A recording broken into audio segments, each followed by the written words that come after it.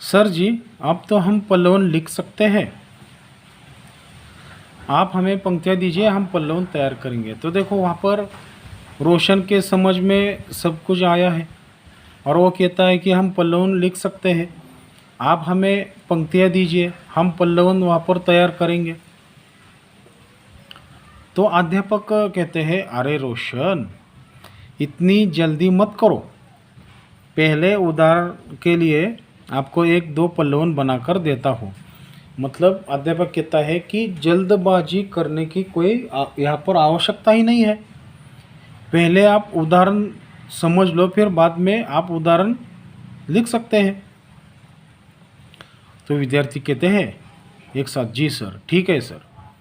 तो अध्यापक कहते हैं एक एक करके आपको जो कविता दोहे, मतलब दो पंक्तियों वाले ऐसे दोहे, चौपाई मतलब चार पंक्तियों वाले, जो भी आपको याद है उसे कहिए, मैं उनका पल्लवन तैयार करके दिखाता हूँ। मतलब अध्यापक क्या करते हैं कि जो भी कविता हो, दोहा हो या चौपाई हो, आपको जो भी याद है वो मुझे पहले बता दीजिए और मैं उसका पल्लवन कैसे तैयार करना है उसके बारे में बताता हूँ या दिखाता हूँ। कुछ क्षणों के पश्चात, क्या हुआ, नहीं सूझ रहा है? चलिए पहला उदाहरण मैं आपको बताता हूँ, जैसे निम्न पंक्ति का पल्लवन करते हैं ना। तो देखो वहाँ पर किसी को नहीं सूझ रहा है तो खुद ही अध्यापक वहाँ पर उदाहरण बताते हैं।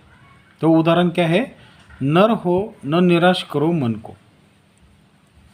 तो पल्लवन कहते हैं, पल्लवन उसका करना है तो क्या कहते हैं कि यह सार्वभौमिक सत्य है। सार्वभौमिक यानी सार्वत्रिक, कि मनुष्य संसार का सबसे अधिक गुणवान और बुद्धि संपन्न प्राणी है।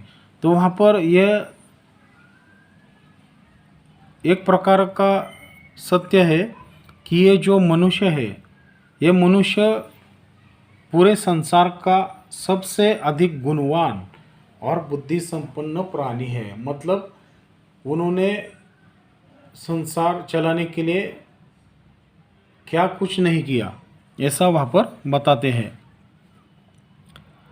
वह अपनी अद्भुत बुद्धि एवं अपने कौशल के बल पर इस संसार में महान से महान कार्य कर अपने साहस और सामर्थ्य का परिचय दे चुका है। तो देखो वहाँ पर जो मनुष्य है उसने अद्भुत बुद्धि, मतलब किसी के भी वश में नहीं आए ऐसी अद्भुत बुद्धि, इसके बल पर जो कौशल है, मतलब उनकी जो कला है, वो उन्होंने क्या किया है, संसार में महान से महान कार्य करने की क्षमता उसमें रखी है। मतलब उसके लायक है, योग्य है, ऐसा वो वहाँ पर अपना परिचय दे चुके हैं। साहस का अर्थ है कोई कार्य संपादित करने की योग्यता। सामर्थ्य का अर्थ है कोई कार्य संपादित करने की योग्यता। मतलब वहाँ पर महान से महान कार्य करने की क्षमता रखी है और कोई भी कार्य करने का जो तरीका है या कोई संपादित किया है उसके लायक है, योग्य है। मतलब उन्होंने अपना परिचय उसमें से उन्होंने दिखाया है। शांति, सद्भाव और समानता की स्थापना के लिए वह प्रयासरत रहा है।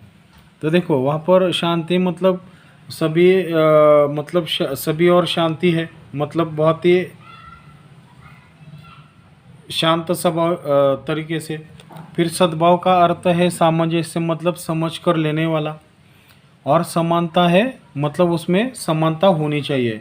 और इसकी स्थापना के लिए, मतलब शांति, सद्भाव और समानता की स्थापना के लिए वो क्या करते रहे हैं, वहाँ पर मेहनत करते रहे, कोशिश करते रहे। इन सब के पीछे उसका आंतरिक मानसिक बल ही था। मतलब ये जो बाकी की चीज़ें कर रहे हैं उसके पीछे आंतरिक मतलब अंदरूनी शक्ति, मानसिक यानी उसके क्षमता के अनुसार योग्य है क्या नहीं, ऐसा बल उनके मन में या शरीर में था।